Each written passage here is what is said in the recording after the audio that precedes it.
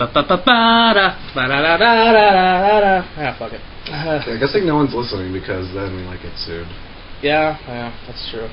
So which it'll be like one person that just by some random chance, like just happens to click on it on YouTube and just like, that's not right.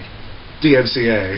Yeah, there's always one person that just like I think there's this one person that just goes around on these like lesser videos and then just like wait, that sounds copyrighted. All right, flag. Actually, I think it's more like the YouTube version of serial killing. It's just like you start out like killing out like hobos and like prostitutes, like the really unwatched videos. So you don't get caught. Then eventually it escalates, So it's kind of like Grand Theft Auto. Kind of, yeah. So you don't escalate. You just kind of just keep randomly killing people. And you get different weapons. Yeah. No one's really important in Grand Theft Auto. They're all just kind of that's true. People, doing their various tracks, Yeah, even the police are just those are the extra fun ones. So. Yeah. My favorite are just the crackheads that just say random shit, even when you're like beating on them. Well, which Grand Theft Auto is this? All of them. I don't know. I only really play GTA 3. I believe it. Oh yeah. Vice City I barely remember, but they just say random things and you bump into them and hit them.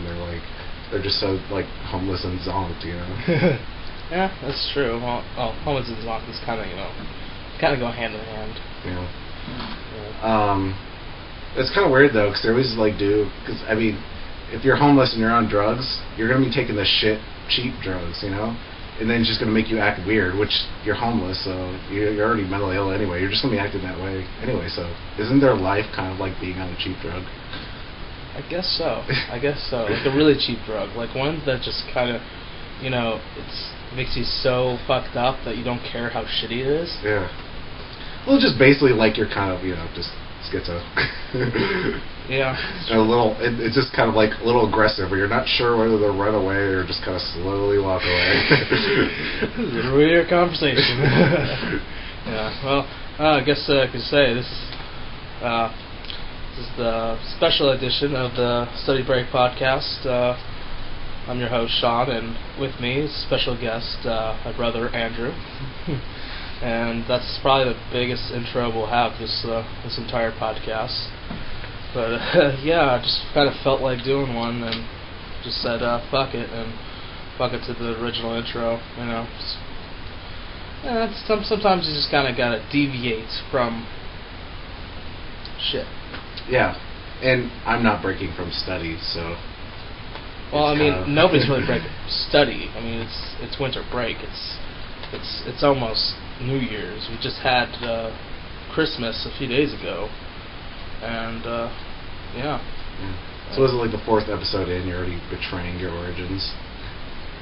Yeah, well, I mean, it's sometimes you eat the bar, and sometimes the bar, Yeah. Eats you. Yeah, exactly.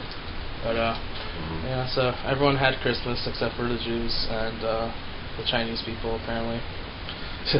Everyone likes to make the joke, like, go to a Chinese restaurant because they're always open. But yeah, well, they only know that because of Christmas Story, and that was a movie. Yeah. Who knows how they fact check things? I don't know. That's true. The Jews, it's like, I would give them props for not celebrating, but then they just celebrate an even later holiday. So. Yeah, and it's like a holiday they don't even really give a shit. The only reason they really give a shit about it is because they want to go against Christmas. Yeah, well, they want to compete. It's commercially driven. Yeah, everything's commercially driven.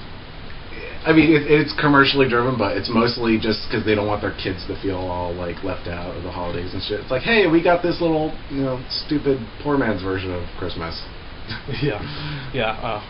And I think our one Jewish viewer is gone right now. But yeah, no, it's we didn't watch you anyway. Kind of do, but whatever. Yeah, no, it's just it's all commercialism, and like they don't give a shit. I mean, they just want to like, okay, well, you know what? You got 1 day of presents. Well, we got 8 days, and I'm just like, all right, but they don't care. They really care about Rosh Hashanah, but but yeah, and Christians apparently always like they care about like Easter, even though that's like been commercialized to hell. Yeah, well, the only reason really that holidays exist, how they emerge, and how they become prominent, is that businesses want to take advantage of it. I mean, all it is just excuse for commerce. That's all it's ever been, really. I mean, I respect the holidays that really don't create commerce, that don't make money, because like what? I don't know. I was just thinking, it's like, what are you talking about? I'm an American. How would I know about that? I mean, like, even Thanksgiving has been taken over by fucking Black Friday. Yeah, I mean, yeah, that's the only reason. I mean, I'd have to be, like, an expert in history and shit. I mean, it's probably the more really religious holidays, the really sectarian religious holidays. Probably maybe a Jewish or Muslim holiday. Yeah. Where they just basically, they don't do anything. I mean, essentially, the Sabbath is like these religions that really celebrate the Sabbath. I mean, not celebrate, but practice it. I mean, that's a purely religious thing because they're not doing anything. Yeah. I mean, I don't know. Maybe it's like there's extra commerce the day before if they want to go old school, like the Bible says. Yeah. Kicking the Old Testament. Yeah. I always thought that was funny when I was reading that part of the Bible. When they're talking about how to do the Sabbath, they're like, yeah, you're going to take a break on this day, but basically the day before you have to work doubly hard to prepare for it. Essentially that day you're just going to be bored all day and do nothing. So enjoy your break. Yeah, you don't, drive cars, you don't operate the oven, you don't handle money, just... You don't fucking roll. Yeah, you don't fucking roll. Shomer Shabbat.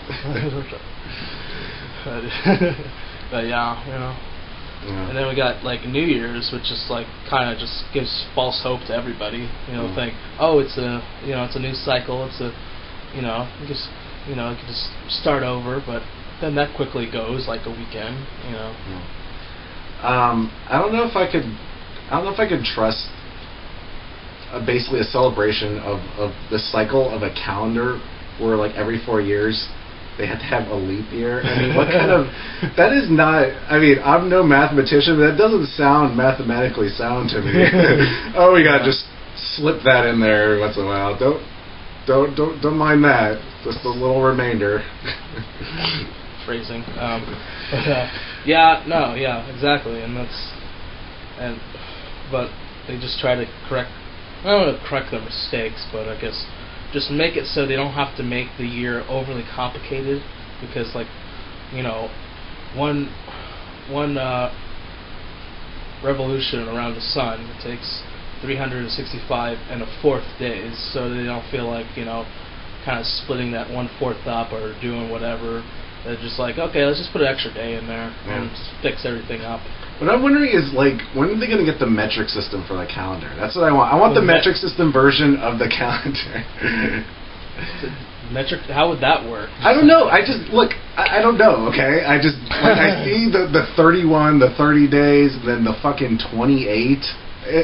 It doesn't sound right to me. It's bad enough for Americans that, like, sometimes every now and then we have to convert, like, feet to meters and all this shit. But then if we have to have a calendar, we have to convert more shit to the metric system, there's going to be riots, because people just don't like change.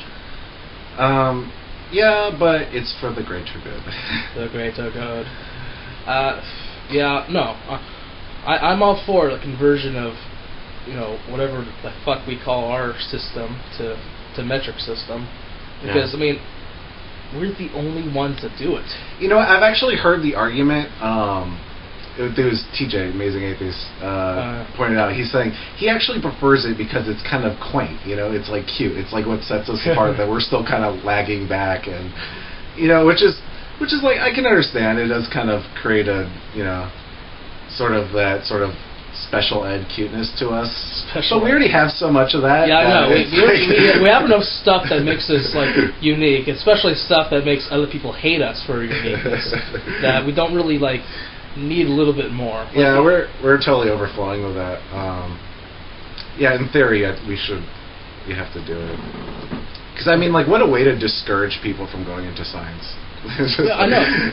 And there have actually been like stuff like with NASA and like some of the stuff that it's gone awry because people like did miscalculations to conversion from our system to the metric system. We actually had people die. I forget what was it, like Apollo 18 or something like that. Like one of the ones that like it blew up on just launching. Oh yeah. That was the Columbia or like. I don't know what it is, but yeah, it's pretty. It's a pretty famous one. Because it was quite a fucking travesty. Yeah. No, and I'm sure those families are quite compensated by now. But I mean, that's the least of their concerns. But I don't know. I say the small risk of that happening, it's got to be worth it. If you have an opportunity to go into space. But no, it's not worth it if everything blows up and you just wasted like millions of dollars. Well, yeah, like people who have the freaking like, in hindsight it blew up. I'm saying it's the people that went on. You know, the people that was the one that they had.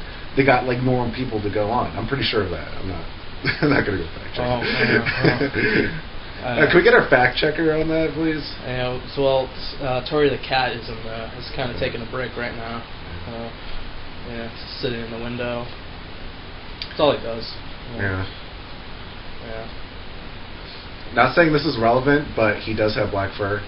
Take from that what you will. I don't even know what I can take from that. That just kind of it sounds racist, but he's a cat. It's totally racist. Yeah. Yeah, but he's still there. I think he knows. He doesn't know. Yeah. I think he's totally offended. Yeah. I just want to let you know I'm totally ashamed of that racist joke that I just made. You're all ashamed of it. Yeah. Well, speaking of racist stuff, saw Django yesterday. Yes. Actually, I was watching TJ. I was watching his video on it, talking about it, and he was basically talking about Quentin Tarantino, and just basically what's so great about him is that he makes movies that are just so fun. You know, they're not all up pretentious and up their own ass and everything. Like, yeah.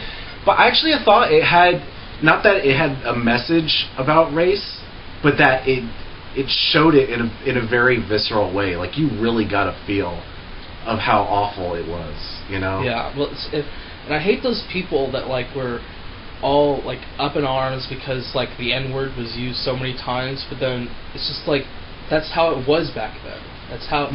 Well, I mean, you it's like you want to betray history like that? No, I mean, I thought people got over that when you're trying to do a historical piece, and people don't want you to say nigger, and it's like, I mean, this is the same shit they pulled with Mark Twain.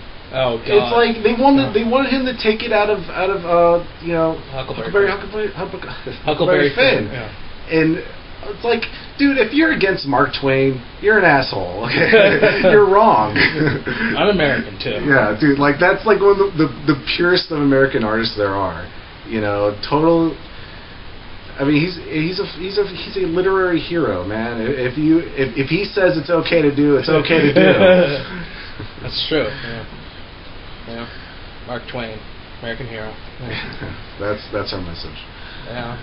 No, yeah, it's true. It's people just overreact to a bunch of things, and they think that they can be the kind of ambassador, they can speak up for other people, but they can't. Yeah. They don't have the right to do that, but then and they try to feel like they're morally right by speaking up against it when they should just shut the fuck up. Yeah. Well, the people don't understand is context. I mean, that's all these words. Oh, God, it's so simple. Everyone knows what's the wrong context and the right context, you know?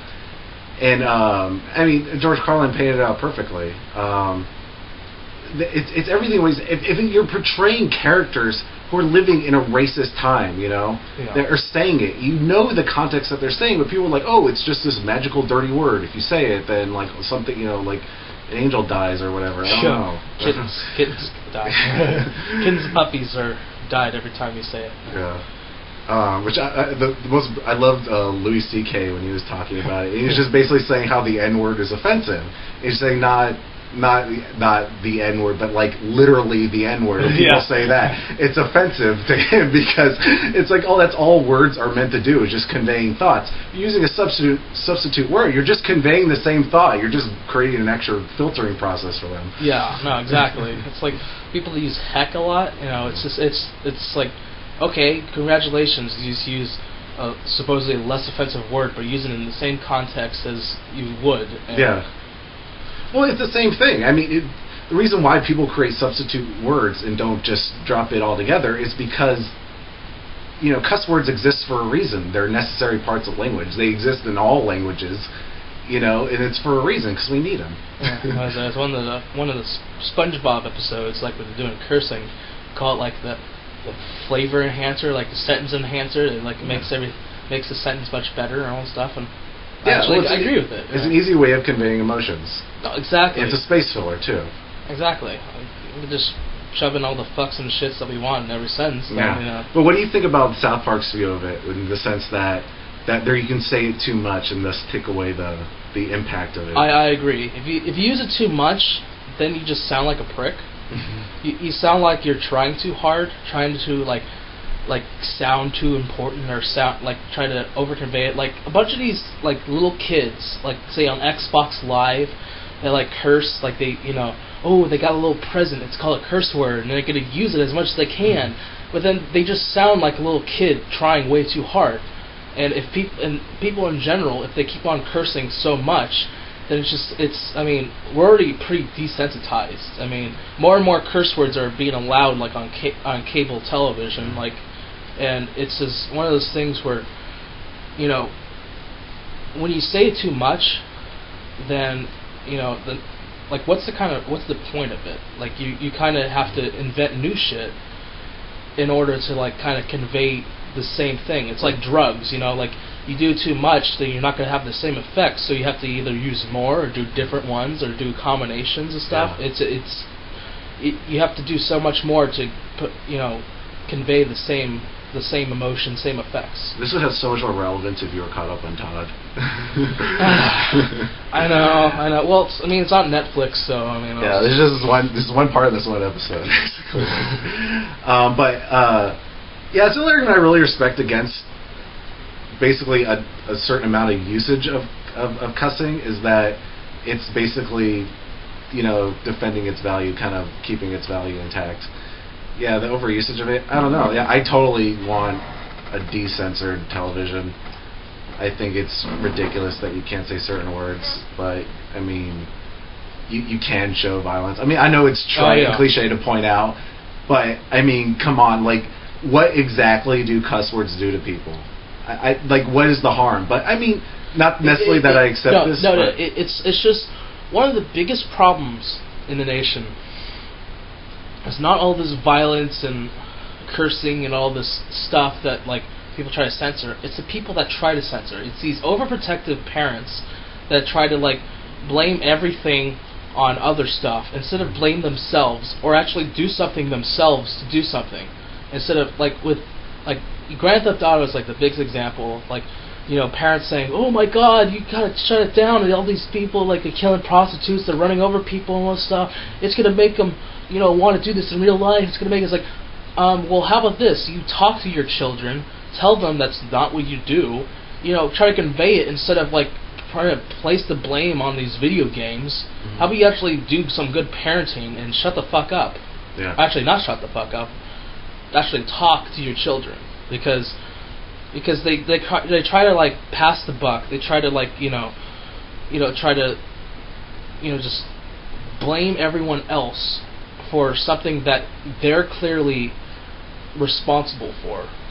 That they clearly have the responsibility to like, just tell their kids or portray to their kids that, oh, yeah, you can do this in video games, but real life, don't even try it.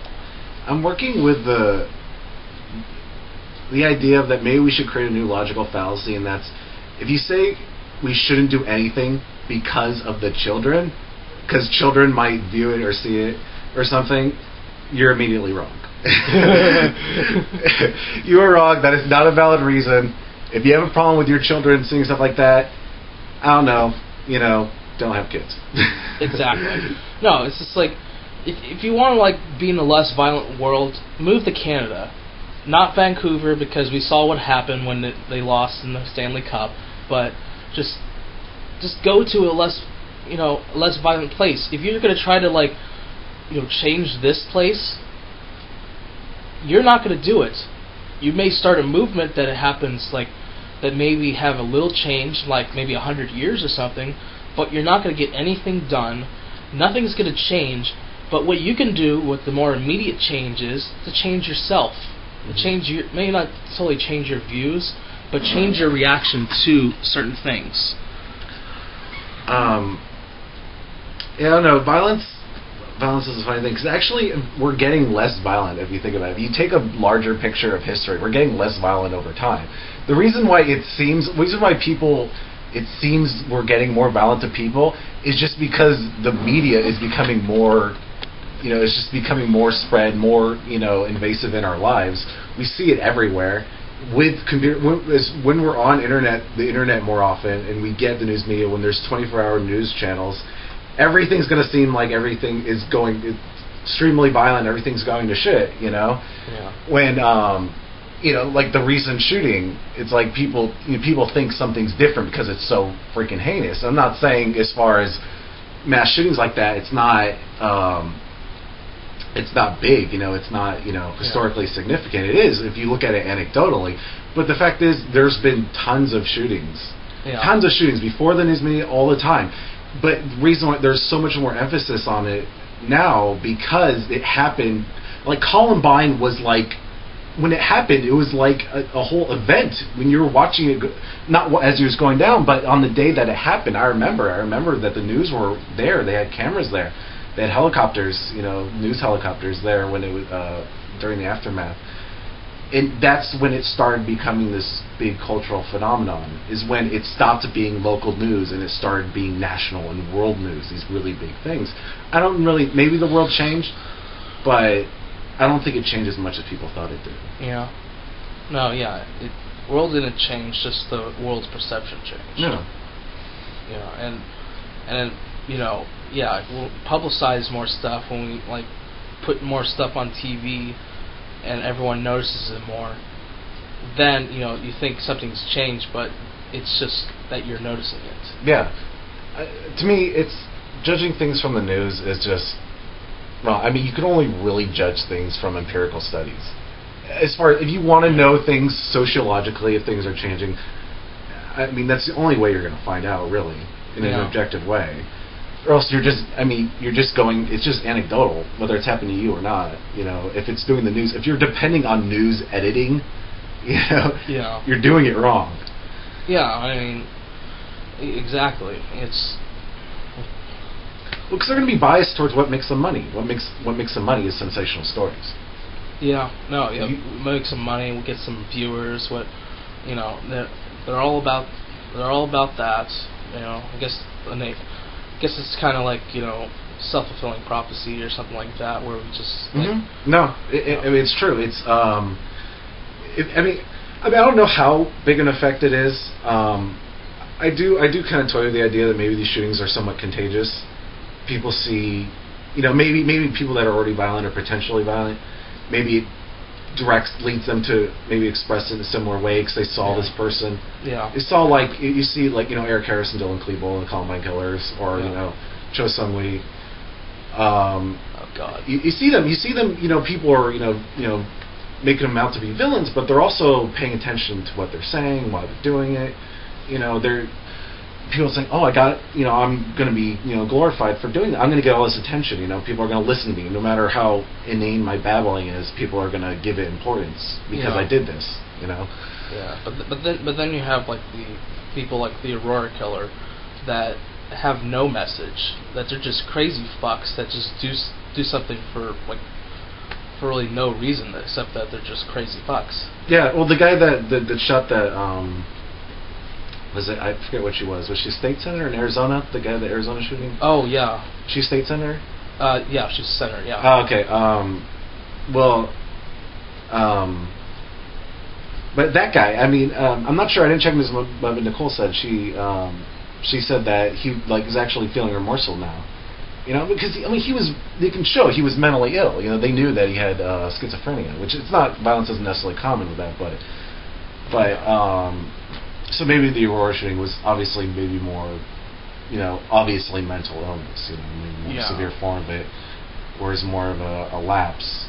I mean, it's interesting. I mean, Cho Sung-hui was obviously mentally ill when he had history. Yeah, but I mean, he also, that was like terrible, but like it also kind of just shines a light on like bullying and like all this, you know, stuff with like people that just, you know, they go through this stuff, like go through this shit where like the lack of friends or like lack of good friends, then you just kind of just got to realize that, you know, this could happen to anybody, like that kind of stuff, like you go through a bunch of stuff and it can just physically just fuck you up, and like you could be mentally scarred by that, you know?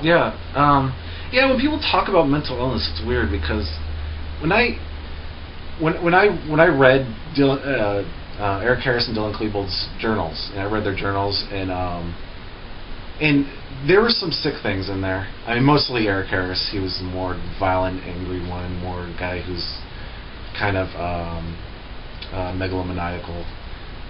There's obviously some mental illness there. There's obviously things that were disturbed, you know, not normal. But a lot of things that were just kind of normal things you might hear teenagers say that weren't particularly social, had social problems, you know, and wanted to be, but they had problems relating to others. And you wonder what makes them different, you know? Is it just random chance? Like they just happen to, you know, hook onto a certain thought? Yeah, I don't know. They just happen to take action. But it's like people that commit suicide. Those are the people that actually went through with it. While there's millions of people that go through depression,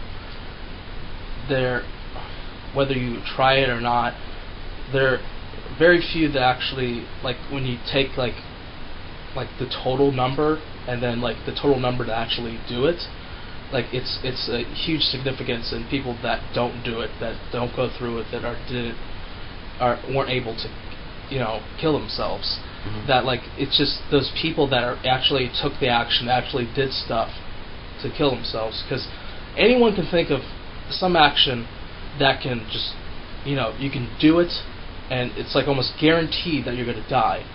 But you know, it's other people choose not to do that. But like it's those people that like just that do the sure thing, mm-hmm. or like that do like some action that most people wouldn't. Like those are the different people.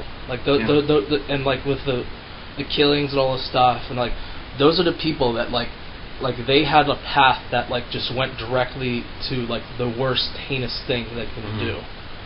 Yeah, it makes you wonder. It makes you wonder: is there something really substantial about their brains that make them latch onto that, or is it maybe by just almost random chance that they just happen to latch onto this one idea and really dwell onto it instead of maybe something else, you know? I honestly think it's the latter. Yeah? I think it's that they just get so caught up in certain things that they lose their rationality, they lose their humanity, they lose their morality.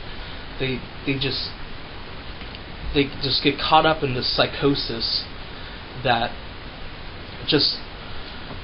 kind of just, I wouldn't say force them to do it, but like it makes it easier for them to do it.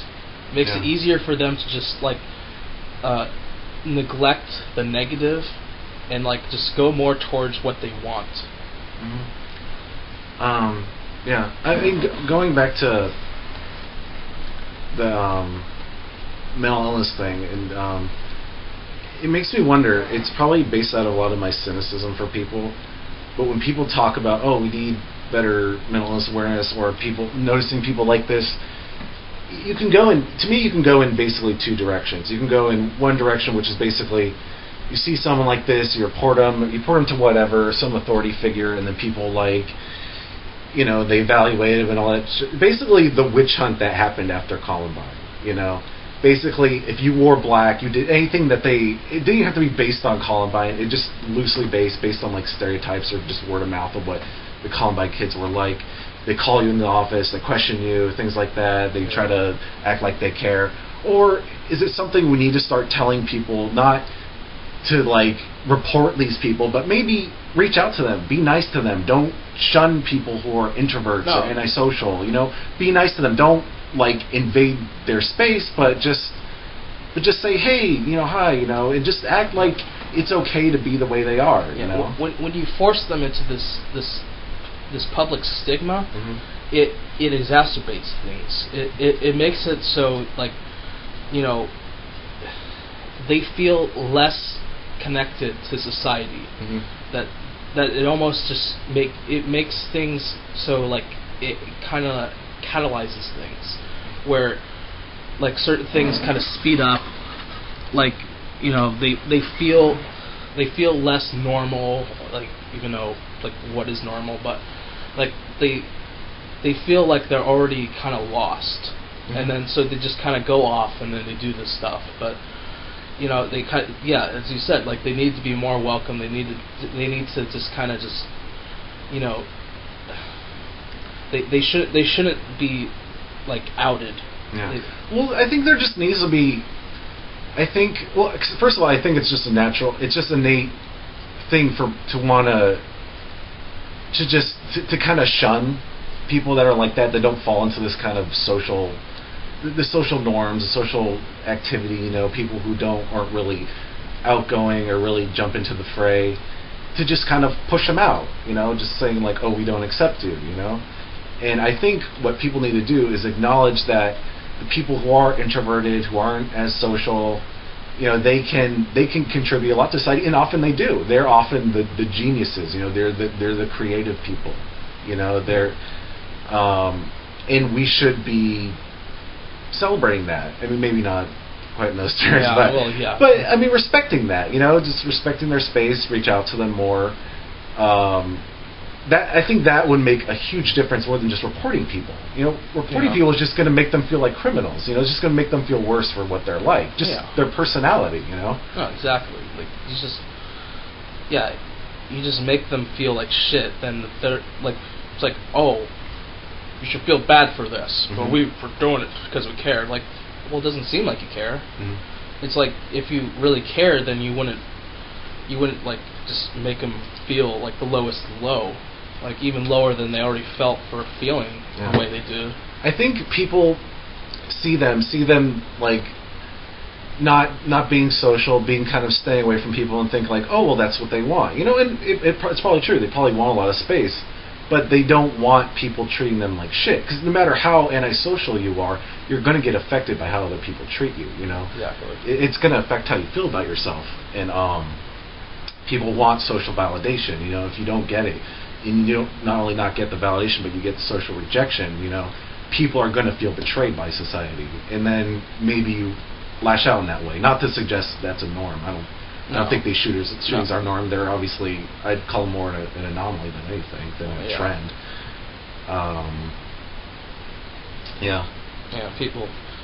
People are making out to be like a trend now, but it's not really. No. Where we live, if you're looking at the incidences in the United States, we're a country of 320 million people, you know. You know, not to diminish anyone's death, but you kind of are diminishing other people's deaths when you put this emphasis on 30 people dying, you know. I mean, not that it's not tragic, it's extremely tragic, and it's obviously it's you know, emotionally just really hard to imagine, you know, just an event like that. You know, it's more jarring when it's an event like that. But when you think about it, there's a lot of people dying in really tragic ways that maybe not quite so sensational, extravagant ways, but all the time. You know? Yeah, but I mean, you can't really do much with that. I mean, you can't make a big show over every death, everything, and people like always like say, like, oh, you make these killers famous, but then what about the victims? Like, you can't really do that, like, because not everyone's not gonna remember the victims' names. Yeah, I mean, you got like that one teacher that like saved all those children by putting them in the closet and all stuff, and then like telling the killer that they're in the gym and all stuff. Like, she's a hero.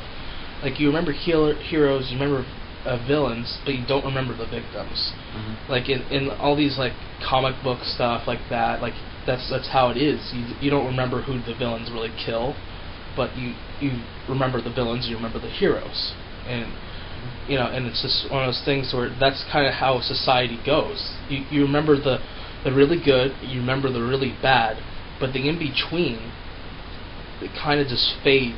It kind of fades away. That is just a natural way of things. I mean, you can. I don't really understand that when people talk about the victims. Oh, what about the victims? Like, well, all the victims did was be there. You know, I mean, it's tragic that they died and their lives had value, but I mean, why?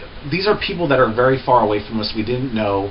You know, you can't emotionally invest into all these people dying. You know, people can't take that. There's a reason why we have these biases towards people we know, but towards people we're familiar with. You know, it's because we couldn't handle having this empathy for people we really don't know about. We have the capacity for that, but not as much. And yeah, it's only natural for people to be more interested with the heroes and the villains, but even more so the villains for obvious reasons, because we understand the heroic. I believe we're mostly good. You know, I believe mostly we want to do good things. You know, but people make a big deal out of the bad things and think it's bad because it's not normal.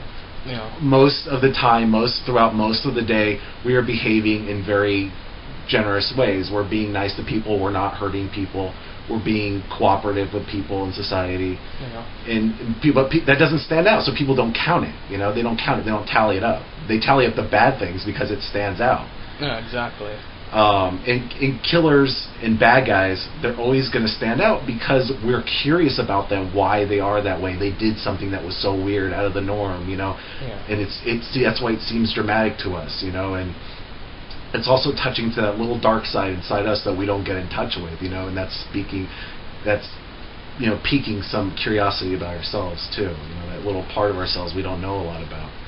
Yeah. And, you know, exactly. There's always a dark part of us, but like in like more chances than any other, we're gonna do good things. Mm-hmm. Like, but yeah, there's always gonna be that dark side of society. It's never gonna go away. People like always think, oh, you know, someday there'll be world peace. There's not. There's not, because there's always gonna be differences. Like whether like something will be better in relativity to like the past, we're still gonna like take the difference between people instead of between times. Yeah.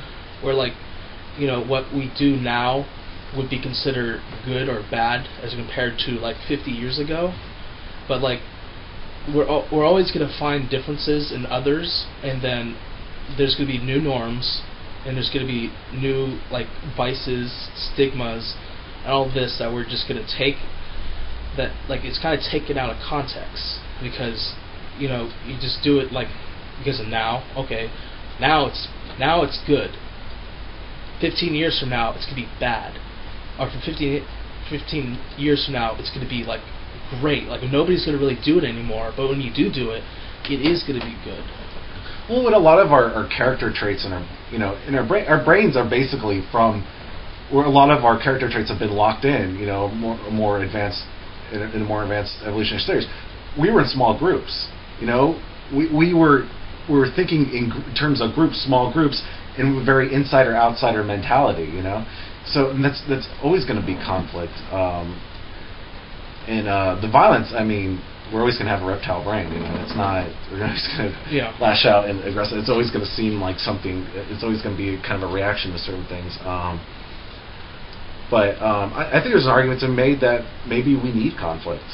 I mean, maybe on a wide-scale social level, maybe we need conflict to go on, give us something to feel like we're living for a purpose, you know.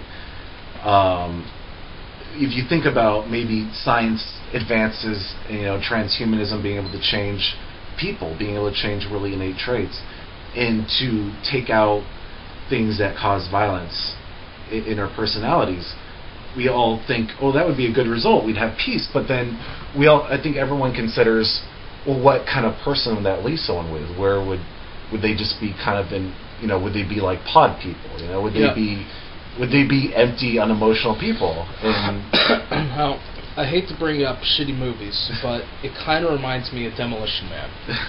When they went into the future, like they all clean up the streets and all this stuff, like, you know, so to speak.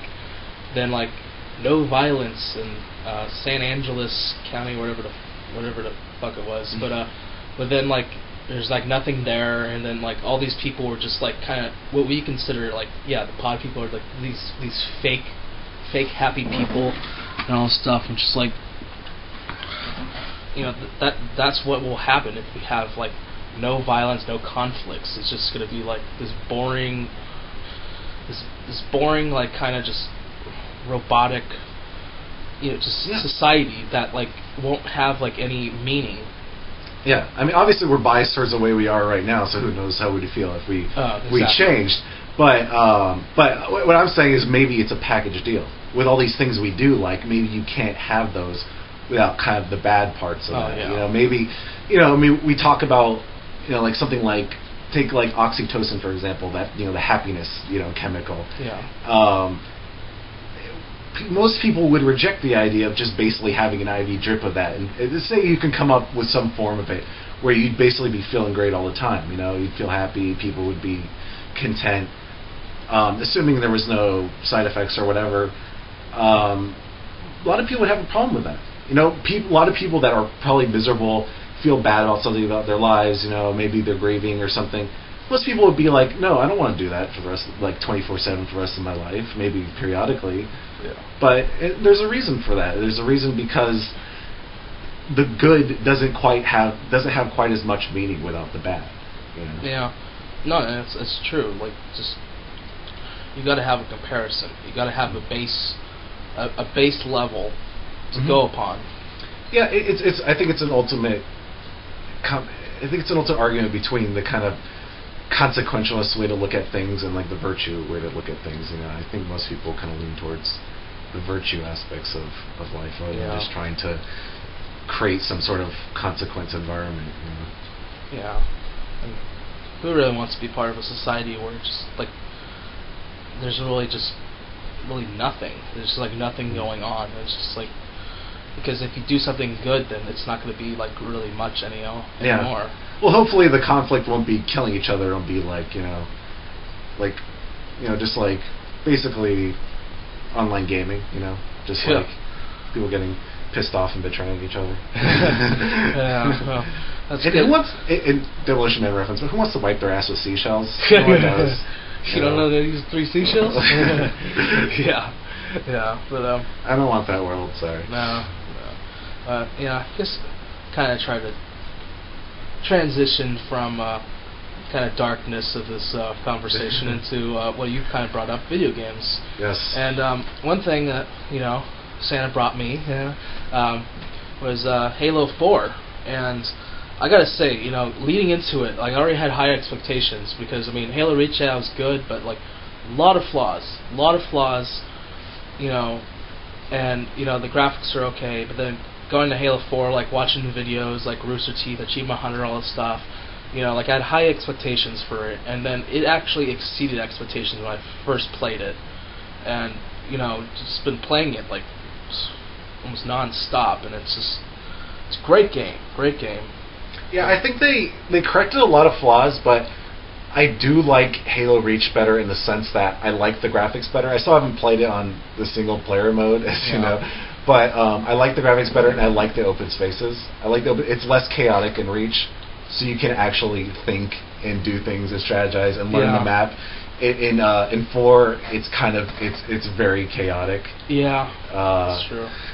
And they don't have the Raven. I know. They don't have the Raven. They don't have helicopter, which, it's not. I don't really care, like from a driving standpoint, but from a shooting down standpoint, yes, I missed that. But Ravens, those are like the hybrids. Those were like the cool combination between the Ghost and the Wraith, and it's just like one of those things where, even though they didn't have like a powerful shot, we realized that more and more, but it was just really fun. It was really fun to do it, but they don't have it, and it's just, they do have the Mantis, which, I'm still getting used to. And yeah, well, I wouldn't want. I only wrote it once, but I just love sneaking up on them and Yeah. taking them over. No, yeah. I mean, that's fun. The sense of accomplishment is nice when you do that. Exactly. No, with any like big vehicle or anything, or any vehicle in general, when you hijack it, you just, you have that sense of gratification. And it's just like, I just fucked with somebody, and I'm pretty sure they're pissed off right now. But but the thing is, the reality is, when it happens to you, you're like, oh well. Yeah. It's just like it's like getting shot, or losing your weapon or something. Yeah, it sucks, but it's like you sort of halfway expect it. Yeah. Yeah. But we try not to think of that. We want to imagine that we're this big heroes. Yeah. Except for monkeys. When you get hijacked from that, then you just feel like shit. You're like, really? Yeah, but you'll instantly try to rationalize it. Well, I don't care. Take it. Yeah. Yeah. Oh yeah, I can't. It's about to blow up anyway. I got really sentimentally attached to that thing. Yeah. Doesn't even have a gun. Yeah. And then turn around the corner, start tearing up. Yeah. Go in the corner and just field position, rock back and forth. But yeah, it's a great game, and like another game that like I got Christmas, but then I didn't even play it and I already hate it. Was Battlefield 3, and I don't know, like, I mean, a lot of people have played it and all that stuff, and like, I'm sure the gameplay is good. I just couldn't get the goddamn gameplay, because you have to, after you buy, because I got a pre-owned one, and I'm pretty sure, like, most people nowadays that are getting them are probably getting pre-owned, but after you buy it, you have to get a new code. You have to get a code for, like, this online pass, this EA online pass, and because most likely the code that's already in it has already been redeemed, which is the case that I had with my little Battlefield 3. So then I didn't feel like spending $10 more to get a goddamn code to play it, and the downloading all the updates and stuff like was taking like an hour to do. So yeah, pretty much returning that, but no big deal since I got Halo 4 to substitute it. But yeah, but then you have to buy maps. That's true. There's always going to be DLCs. There's always going to be. I mean, it's weird because it's like I don't really know what you're paying for it. I mean, I know they put a lot, like, because I haven't really played. Even though I've been playing Halo, I've been playing all multiplayer. I haven't played the single player or like the story mode or anything like that, which I'm sure they put a lot of work into. But it's like people get those games. I mean, a lot of people are big into the story and all that stuff and how it turns out. Yeah. But a lot of people are doing it for multiplayer. It's almost like just kind of a chore going through single player. Okay, I did that. Yeah. There's kind of pretty much two people. Like most of the times, there's the people that buy the games to do the campaign, to do the story mode and all that stuff, and to continue it. Like that's more towards like the fantasy genre. But like with Halo, everyone's like really interested in it because all Master Chief and all that stuff coming back. But and then there's people that just want to play. Yeah, I mean that's. I mean, I'm not saying people don't care about the story mode, but these are multiplayer games. These are people play these because it's ideal for playing multiplayer. That's what people want to do. I mean, that's what a lot of games have become. People like that, especially as consoles have become more as they started utilizing the internet and becoming a lot better at doing that. It's people enjoy the whole idea of playing multiplayer inside their house. Not having to do it on a computer too. I mean, PC games are still relevant, but not quite as relevant as console games. Consoles taking over, but then also like with people with like story mode. Or campaign, it's like people that are really caught up in the campaign are the people that like have played the previous versions. I played all the way through because they've had an emotional attachment to the characters, especially Master Chief, who's like one of the most prominent like figures in like many video games, like with like non-Nintendo and all this stuff. Like Master Chief's one of the big figures. He goes on like the Mount Rushmore of video game icons, and but like for me personally, all I've played was Reach and now Halo 4.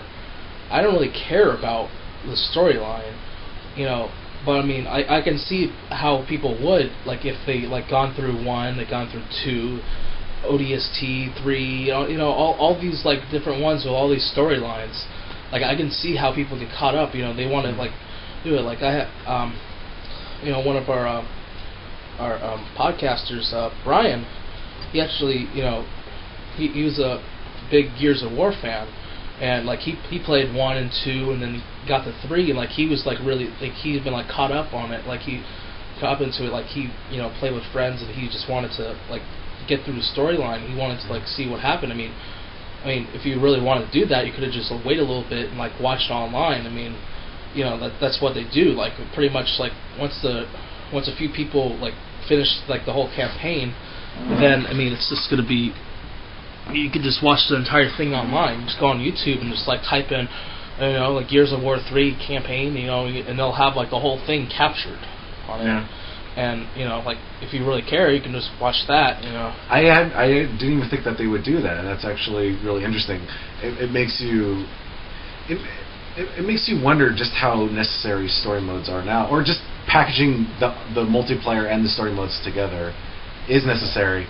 But that's what they justify pricing them so high. So I don't think they're going to want to. They're not going to want to separate them, because then they're going to realize that their customer base for the multiplayer is going to be, it's probably going to be much bigger than people who want the story mode, and then they won't be able to charge as much for multiplayer because it doesn't have as much content as both the multiplayer and the story mode. Exactly. And then, but it'll eventually go away, because in the near future, like within 10 years, there's not going to be any more discs. It's all going to just be downloadable content. I don't even know why there's discs right now. I don't know either. I think they just want like a little like round thing to put in stuff, and they like the little case. They like having pictures on it and all stuff, and like having like physical things, because it is kind of a memento. Just like. Well, I think they want physical things because I think people will tolerate paying for them. If you're getting a physical thing, I think maybe there's a psychological aspect there that maybe having stores and buying physical things, not that it makes it easier for people who aren't part of the younger generation, where the younger generation is more acceptable to just things just electronically being passed through different hands.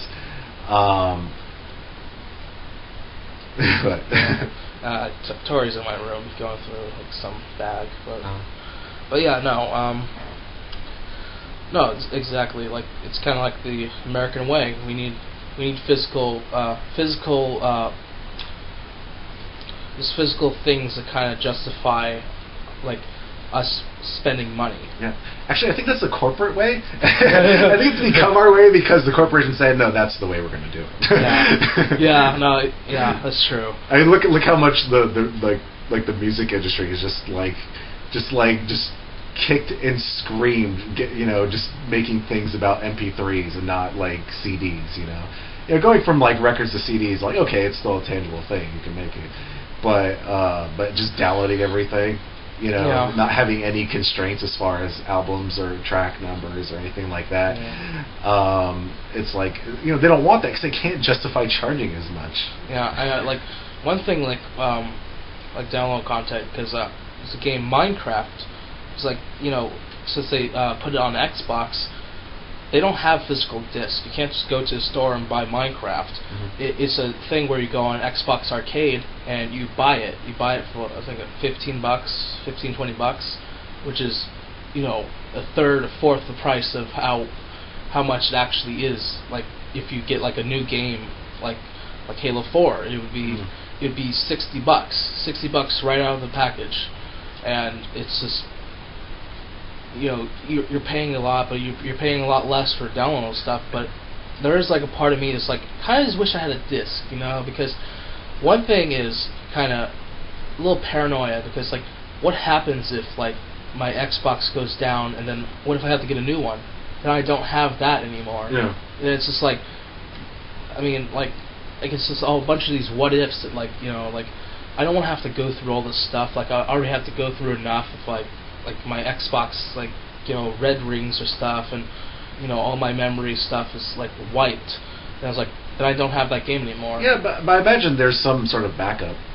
thing they could do for that. I don't know. Maybe they haven't advanced that much for console games. I mean, there's like a cloud thing. Well, I don't know if that's like if like it holds like games. I don't know if it like it just holds like memory like for like saved stuff. Yeah. But I don't know if it like actually like you can put your games on there and then like just play it from any console that you want if you just sign into your game. And the ironic part about tangible games, charging more. Maybe there's something more there that you're getting more for something I'm not thinking about, but really those discs are dirt cheap. That's the ironic part. Obviously, there's when you talk about mass manufacturing and distribution, there's a lot of money that goes into that.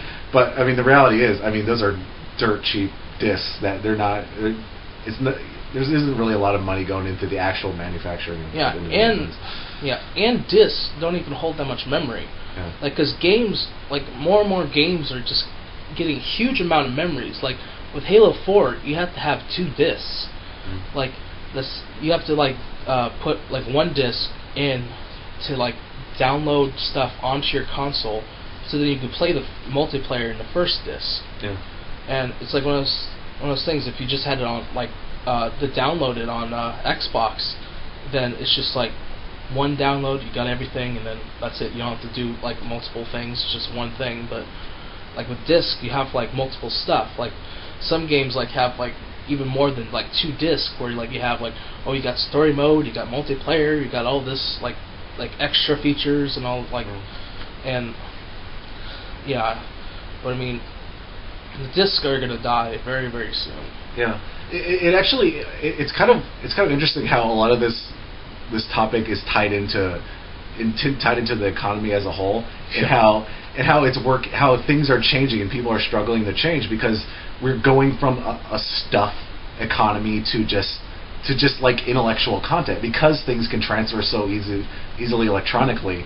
It's really just intellectual content, It's just it's intangible content that's getting passed along, and that means there's a lot of jobs that are being lost, that are well, most of them are being done by machines, but a lot of people transporting things, fixing machinery, things like that they have to do in certain in manufacturing. Yeah. And it's interesting once things become, as we're seeing with like Netflix, Yeah. At first they killed, the individual stores that you went to get them, and now they're almost killing themselves with the whole mailing discs, because it's. Yeah. I mean, maybe the technology isn't to the point where everyone can be streaming. We haven't quite gotten to that point yet. But that's where it's going to go. People are going to go for where, I don't want to get out of the store to go get a disc. They're like, oh, I don't want to have to use a disc. I just want to click it and wait for it to be the mail. But I just want to click it and then have it instantly. No, it's like Netflix. If they wanted to, they can have every single movie that they possibly have in inventory streaming. Mm-hmm. But they prevent that so they can still have people to get the mail-in discs. Because I mean, they still have like a lot that it's not available on like instant stream, but like, and they just decide randomly like when they want to take stuff off instant stream and put it on, and it's just like that's just a preventative measure, so they don't get like so they don't like lose customers to themselves. Yeah. Well, they know they can't charge as much for doing that. Yeah. And that's the thing. They want to. That's the thing. That's probably like the tangible video games. They still want to have that to justify these costs, and they know that if they just went to just downloadable content, they wouldn't be able to justify as much. But it's going to move in that direction. I mean, a lot of people are dragging their feet. It's going to move in that direction, and we're still going to make stuff. There's still going to be a ton of stuff that people need tangible things. We can't live in an intangible world, but it's going to be less so as things go on. It'll be interesting to see how society adjusts. It'll probably increase market base though. It'll be easier for people to buy things, easier to try things. So that's kind of the counterbalance to it. Yeah. Everything's just moving towards just like the laziness. It's moving towards like just the more simple things, but with any change, there's always like victims to it. There's always going to be like someone that's going to someone that's going to be like affected in a negative way, and there's always going to be someone affected in a positive way. Yeah. Most of the time, the positive way is going to be the consumer and the maker. But then, like, everyone else, it's just going to be like kind of a toss-up between winner or loser. Yeah. That's true. An interesting thing, though, is that I'm kind of waiting for the day when everything is compatible with everything else. I come from, we're living in a time where we're seeing a very rapid evolution of computer technology, but we grew up in a time where everything was separate. TV was separate, and computers were separate. And video game consoles were separate. Not all of it can be tied together. All of it can be put on one machine where you can see streaming TV, see streaming movies, surf the internet, and watch broadcast television, and play video games. Yeah, it's heading towards a super console. Yeah. Like this mega. And actually, it's really interesting because like with most consoles now, they have stuff where like with, at least I know with Xbox. I'm not sure with the PS3, but I'm sure like they have it. But the Xbox, like you can set it up so you can turn that into a cable box. Yeah. So you can just like watch cable from that, and then now with like the with update I want to say about 3 months ago or so, like they have Internet Explorer, so you can browse the web on it now. So like you can browse the web, watch cable, play video games. It's becoming more and more like that super console. Yeah. Oh, I don't know if we should be conflating Internet Explorer with anything progressive. yeah. Well, that's very true. But although I'm still on Firefox, so I'm about to be like the Internet Explorer because I think Chrome just basically got Chrome. Okay, yeah, like Brian gives me keeps on saying, oh, with Chrome, like you're more like the bad thing about Chrome is like you're more at risk of getting like viruses, but then like Chrome's like stepped it up with like the antivirus, ad stuff. Mm-hmm. So like it's become better. Like I remember like more towards when I started using Chrome like over 3 years ago. Like I got viruses easily because like their ad blockers, their virus stuff was shit. Mm-hmm. And like surprisingly Firefox was good. Like they did it right, but then now Chrome's got that and it's got like easier browsing stuff and it's a lot faster. I mean it's not like a lot faster compared to Firefox, but compared to Internet Explorer, it's like not even a contest. Yeah, to me it seems like Internet Explorer is obsolete. Internet Explorer is obsolete. I mean, I'll give it up to them. They made a good commercial for Internet Explorer. Was it 9 or 8 or something? Whatever the crap it was. But that's one of those things where it's just like the sinking boat. You play your little music as it sinks and all stuff. You're just going down with the ship. But I mean, it's not like it's a big loss. It's just Internet Explorer. They're going down with AOL. Oh God, AOL. Whatever happened to AOL? I mean, that's like I remember. Like crap, I'm getting old, but like in the '90s and all this stuff, like AOL was like the shit. Like it's just like then like goes in the early 2000s, and it's just like okay, yeah, it's still good. It kind of went down like a little before MySpace. Went down, like those two, like it's just, it's just kind of, they didn't really improve upon themselves enough to keep themselves relevant. Yeah. Well, it makes you wonder if anyone really has. I mean, Facebook would be the ideal example. Seeing how long Facebook lasts is probably going to be very telling in how anyone can basically beat it. Can basically make a format where it can stand the test of time, where it can always be updating, always be relevant. Exactly, but with Facebook, like they're heading on a down slope.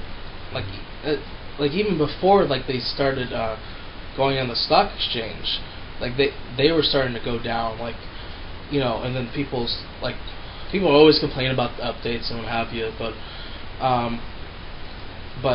like Facebook knows that they're going down. That's why they bought Instagram. Like they they're trying to stay relevant. So that's how you stay relevant, is by basically becoming a conglomerate. Yeah. I mean, that's how Google's done it. I mean, if Google is just a search engine now, it can easily be taken over by anything else. I mean, what was special about Google search engine anything at all? I mean, I don't know. I don't know the difference. I mean, all search engines are probably the same to me, serve my purpose. But the difference, it just became popular, and that's just what you use, and that's how they branched out and just basically did all these other things. So that's basically how you become. You just become a conglomerate. Oh, that's how you keep your things relevant, and then you just become a brand. It's just the Google brand that owns all these different things. Yeah, exactly. I mean, it's just like as each year comes and goes, like there's still going to be more demand with something else, and then you're going to have to do more and more and more, and it's just like that's where it's good that they're not a complete conglomerate, because that means that they'll have to step it up, because if they if they owned everything and like they had everything, then they wouldn't have to change. Yeah. They would just like suck it up or just leave. Well, it's hard to be a monopoly on the internet. It's hard to be. I mean, in real life, it's easy. Yeah. But on the internet, it's hard because all someone has to do is come up with an idea. Exactly. All you have to do is to come up with an idea, and that's it. I mean, an idea will beat out advertising and marketing. On the internet, it will. It won't beat it in real life. Starbucks will kick every coffee shop's ass because they can afford to put them, every single one, out of business by setting up totally unnecessary stores that they know they're going to lose money and they are going to close down. They will do it to surround the independent coffee shops and shut them down. And they could do that, but I don't think they can do that on the internet. I mean, to a degree they can, but they can't really secure their market base. They always have to stay fresh. No, exactly. Like the only thing that they can really do on the internet to compete is just buy out their competition. Yeah. That's what they can really do, because I mean anyone could start a website nowadays. Anyone can start a website, and if they get like enough like recognition, if they get like I like to call it like like when I'm trying to get famous through like this stuff, it's like all you need is one crack in the dam for it to just kind of eventually explode and everything flow through. And it's one of those things where you just need one little break, and then you're just going to be freaking soaring. But the thing is, it's actually interesting. You look at Napster, which is like the first big like networking thing in the internet. I thought it's like the first breakthrough. And who was it created by? Like a couple, like a few kids, 2 or 3 kids, like high school kids. Justin Timberlake. The dude from the Social Network. But look at that. It was just people with an idea, and it blew up. Now look at the guy who created 4chan. Some piss ass little kid. Just came up with an idea of. Just posting, just total like uncensored, just posting shit, mainly pictures and all that stuff. And then it's like the fulcrum of memes on the internet. It's where everything gets seen first and gets started first. Yeah, it's so things haven't changed. Anybody can come up with the next big idea. Yeah, if you become a trendsetter, then you're set. Mm-hmm. Yeah, it's exactly like Reddit. Like. That's like one of the biggest trendsetters now. Like everyone goes on Reddit, and it can actually like help people out. Like you put something on Reddit and it gets enough recognition, then you start up. But like there's just these like ideas that that can just take over, like be like it's kind of separate entity and get enough recognition that you just you become famous, and then somebody else will take over for you later, and then like it's a continuous, it's cyclical, because like it's cyclical with fame. It's just like you have your 15 minutes of fame, then someone takes over for you, and so on and so on. But one thing that you'll have is that you'll be compared to later on. Like newer things will be compared to older things, and so on. And then people are like, oh yeah, what about Napster and all this stuff? And but you're just a thought. Yeah. Well, what I like, I understand kind of tying this into to copyrights and pirating, and like I understand the arguments of intellectual property. Like I understand the harm.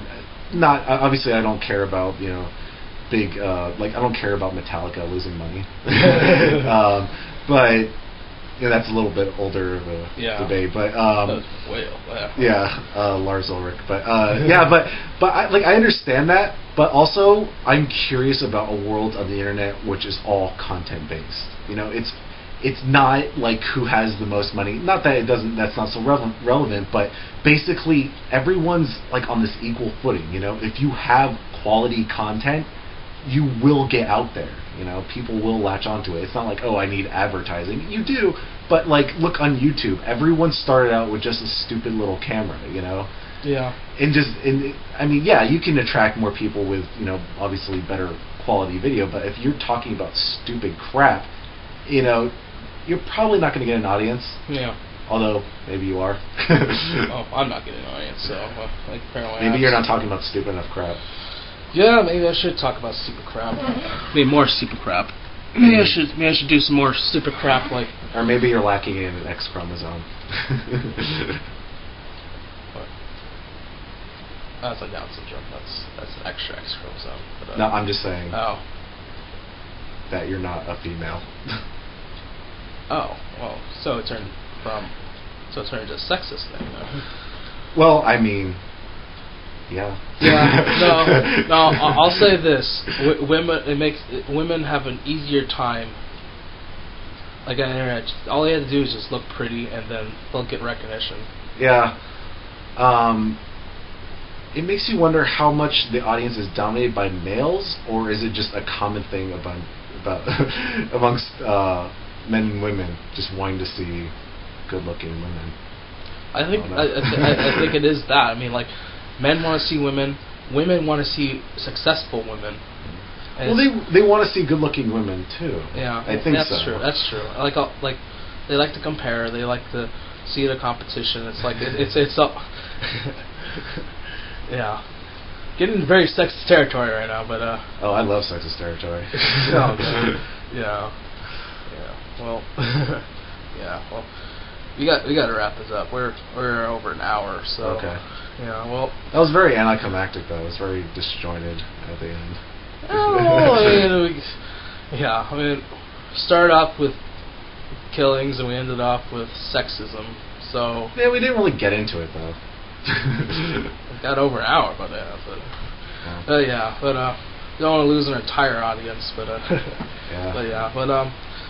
think this is a very successful podcast number 4, and we'll have more to come in the new year, and hopefully sometime we'll get Andrew back, have another home edition of Study Break Podcast. Yeah, everyone's just gonna be waiting for me. Yeah, maybe. Yeah, well, hopefully you can help blow this shit up. I know I will. Yeah. All right. Well. Watch me. Yeah. Well, thanks for listening.